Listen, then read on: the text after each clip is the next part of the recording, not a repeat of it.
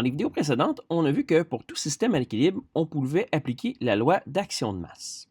Cette loi nous dit que peu importe la concentration initiale des produits et des réactifs, à l'équilibre, les concentrations vont toujours atteindre une certaine constante. C'est cette constante-là qu'on appelle l'équilibre des concentrations Kc. Je vais prendre l'exemple ici là, avec l'iodure d'hydrogène. On a un tableau que vous pouvez voir ici où on a fait 3 essais. Pour chacun des essais, vous voyez, on a varié la concentration initiale des réactifs ou des produits. Par exemple, dans la première équation, on a mis 1 mol par litre de chacun des réactifs, aucun produit. Dans la deuxième, on a mis aucun réactif, puis 1 mol par litre de produit. Puis dans la troisième, on a mis 1 mol par litre de produit, puis de réactifs. Vous voyez qu'à la fin, les concentrations à l'équilibre ne sont pas les mêmes. Par contre, on a une valeur Kc qui tourne autour de 54. Puis enfin, on calculait la valeur de la constante en faisant la concentration des produits sur la concentration des réactifs. Ici, on avait un exposant à cause du coefficient stoichiométrique là, en avant du Hi. Vous allez voir qu'en fait, là, pour la constante d'acidité, c'est exactement le même principe, seulement c'est un cas spécial où notre réactif est un acide. L'équilibre de dissociation électrolytique des acides, qu'on va appeler la constante d'acidité, ça permet d'expliquer le comportement des acides faibles. Vous avez appris l'an passé qu'un acide faible ne se dissociait pas complètement en solution. Mais qu'est-ce qui fait que certaines molécules vont se dissocier et d'autres pas? En fait, elles sont toutes pareilles, les molécules. Là. Alors, tout comme les acides forts, les acides faibles vont se dissocier aussi. Par contre, ce qui les distingue, c'est que cette réaction-là, elle est réversible. Donc, mon acide faible va libérer son H+, mais le H+, peut revenir faire une liaison avec l'ion négatif. C'est ce que j'ai essayé d'illustrer avec le dessin que vous voyez. On voit ici seulement une molécule qui est cassée en H+, puis en F-. Bon, je n'ai pas mis les petits plus et les petits moins, là, mais ils sont là, OK? Puis là, ici, ce H+-là puis ce F-là peuvent créer une réaction réversible pour reformer un HF. Mais au même moment où on va former une nouvelle molécule, ben, une autre molécule de HF va se casser, parce qu'on est dans un équilibre dynamique. Les animations de PowerPoint sont géniales. Bon, dans le fond, ici, comment on va établir la constante d'équilibre d'un acide, ou en fait, là, ce qu'on appelle le Ka? On va prendre l'exemple de l'acide cyanhydrique en solution. Bon, pour expliquer le comportement acide de l'acide cyanhydrique, là, HCN, on a vu dans les dernières vidéos qu'on pouvait utiliser soit la théorie d'Arrhenius ou soit la théorie de Bronsted-Lowry. Bon, moi, je vous recommande fortement de ne pas utiliser Bronsted-Lowry pour les acides, puisqu'en fait, avec cette méthode-là, on va rajouter de l'eau du côté des réactifs. Cette eau-là étant liquide, ben, elle ne va pas rentrer dans l'équation de la constante d'acidité. Elle ne va pas changer la valeur du Ka finalement.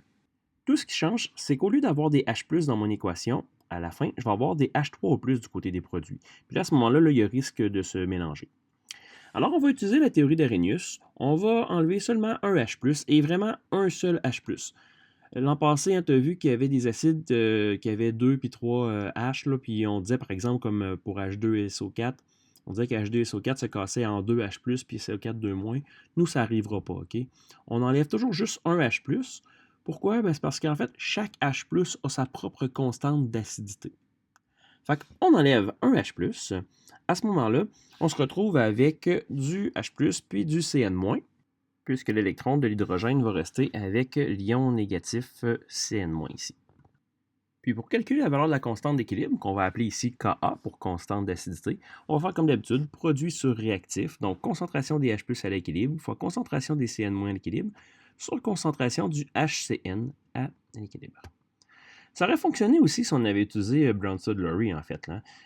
C'est juste que mon Ka, ça aurait été, au lieu d'avoir des H+, j'aurais eu des H3O+. Les Cn-, ben ça ne change pas. Puis dans mes réactifs ici, j'ai le HCN. Il faut faire attention ici, tu vois, j'ai inscrit H2O dans l'équation, mais il n'y a pas d'H2O puisque le H2O est liquide. Puis la concentration des liquides et des solides est invariable. Bon. On sait que tous les acides n'ont pas la même dangerosité. On sait qu'il y a des acides qui sont plus forts que d'autres. La force d'un acide, elle va juger par rapport à sa constante d'acidité.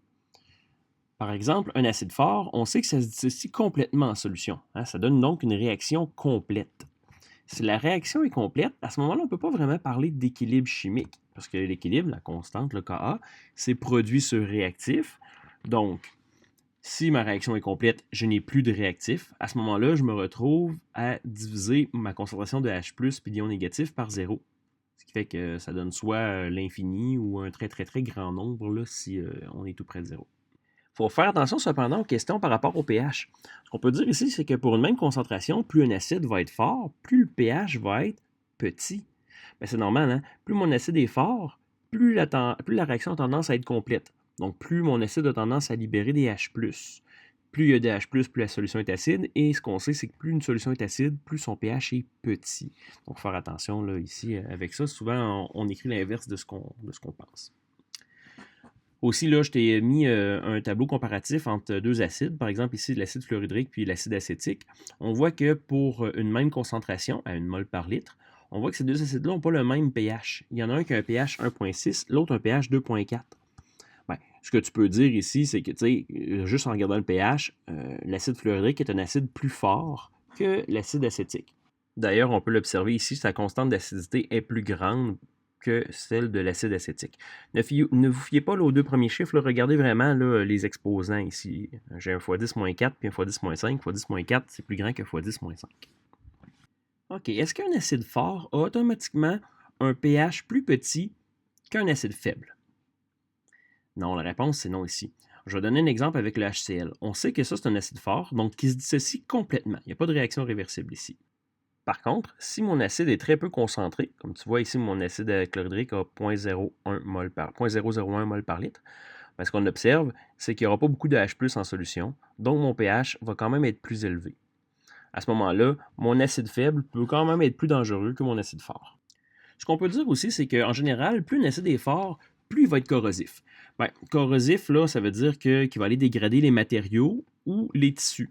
Comme tu vois à gauche dans le pictogramme, là, à gauche, on va avoir une réaction avec du métal, à droite, une réaction avec les mains.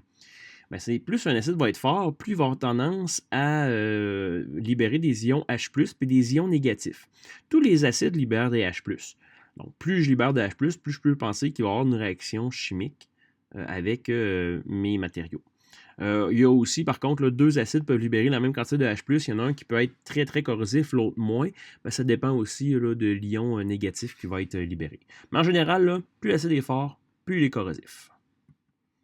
Alors ici, là, tout ce qui me resterait à faire, ce serait peut-être deux exemples de problèmes là, avec des constantes d'acidité. Je trouve que cette vidéo-là est déjà un petit peu trop longue. Fait que ce que je vais faire, je vais arrêter ici. Puis dans la description, je vais vous mettre un lien vers une vidéo où j'ai fait deux exemples de problèmes concrets avec des constantes d'acidité puis des vrais chiffres. Ça risque de vous éclairer un peu sur les devoirs que vous avez à faire.